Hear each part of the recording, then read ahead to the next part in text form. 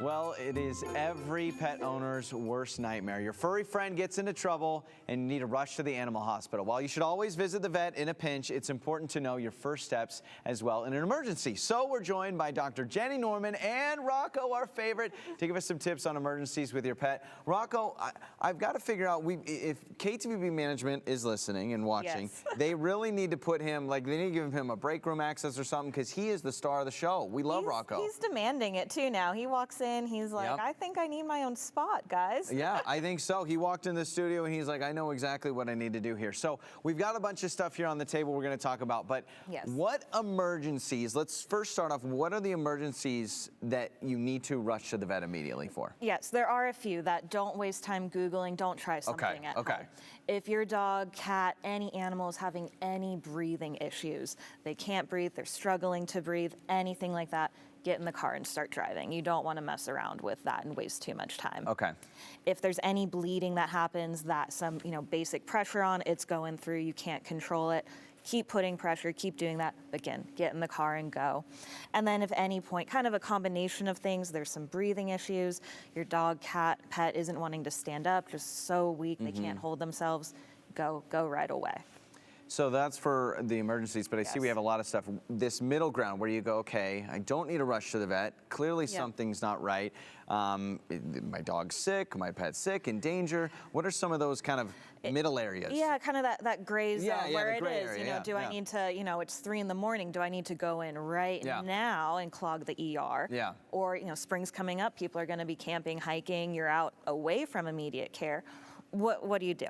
And so some of those things, the biggest things, wounds. Our dogs get into stuff, they scratch themselves up. Step on something. Exactly. So knowing just some basic steps to keep everything clean, sanitized, put some pressure on, and how to do that appropriately before you then have to rush in within a day or so.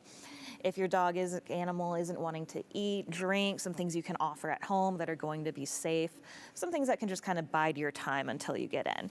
I've noticed too, there's a lot of these products that you were telling me in the break, like these are products that pet owners should have. So like I have contact solution, but why is contact solution important? So something like your basic saline solution. So we'll start going through this because my goal with this too is for everyone to know you don't need to go buy an expensive pet-specific first aid kit. You don't need to go on Chewy and get the things that have the dogs and cats on it. Got it. Okay. That's good on the budget too, I think, for a lot of people. Exactly. And you want to have these things for your family, yourself, your kids. You have these things already. So what do we use for our pets and how do we use it? Okay. So some basic things here. So like your saline solution, contact solution, eye wash. If your animal gets sprayed by a skunk, they get something in their eye, you want to immediately rinse that out. Okay. But you want something, safe for it. Don't do Dawn dish soap. Don't do anything weird like that. Just, the same things we would use on our eye. Rinse, rinse, rinse, Got it. rinse. Okay. So having something like that. Another thing that you should have in your first aid kit, Benadryl diphenhydramine. Okay, interesting. This is a very safe medication for pets. It is, okay. And really useful for, again, spring's coming around, bee stings, bug bites, where they get that sudden allergic reaction. I think we've seen those pictures, dog's face turns into a marshmallow. Exactly. You want to have something on hand that you can get in their system to start combating that.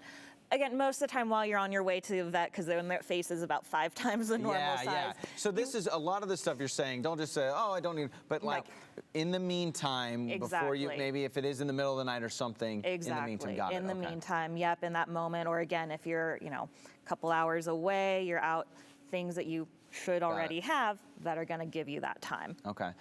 Is this baby food? It is baby food. Okay, I'm interested in this. Yeah, so another really common thing that, we see is our animals, something happened, they aren't wanting to eat and drink. And you're offering dog food, cat food, their food, they don't want it, they're getting weaker, and you need some time, maybe your regular vet's booked out a couple of days, or you want to watch and see. These are some of my favorite things to have on hand.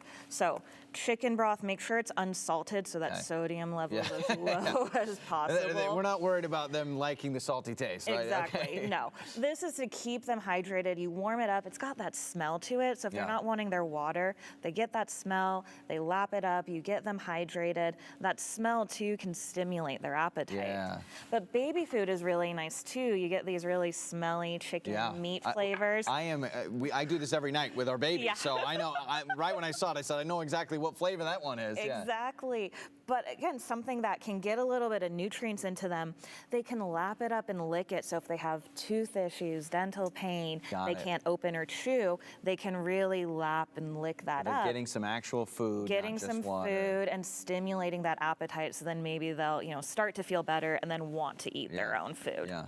Oh, that's wonderful. Well, pet owners, take a look at all this stuff. And I think what's great is, these things you can use for other things. I mean, I can use that for my contacts. I mean, obviously, like all these things you can use with you or your kids, but also for your pets. So thank you so much. Rocco, love you, buddy. I know this is your carpet now. This is Rocco's carpet now. It is, and he's just waiting for me to open that baby food for him. Oh, that is wonderful. Well, stick around, because if you didn't get a chance to win tickets to Paw Patrol yesterday, well, we're giving you another chance today. Stick around and find out how, coming up on Idaho Today.